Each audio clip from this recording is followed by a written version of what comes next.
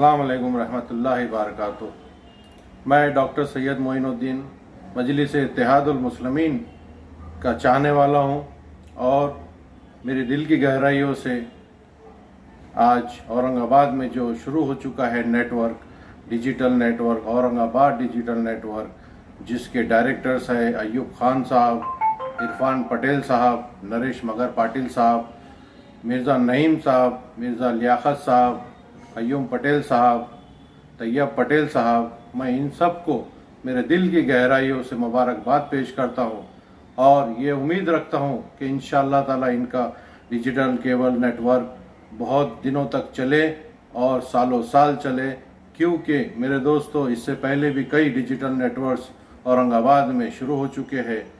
ये औरंगाबाद तारीख़ी शहर है और इसे औरंगज़ेब रहमतुल्लाह अलैह ने चाहा है और इनका मनपसंद शहर था।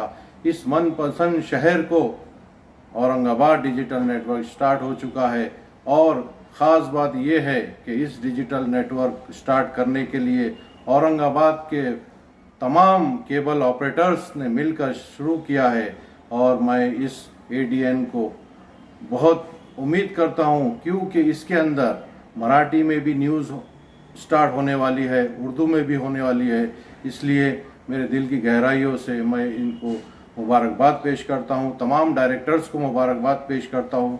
इसी के साथ आपसे रुखसत लेता हूँ। अस्सलाम वालेकुम, खुदा हाफिज़, शब ब खैर।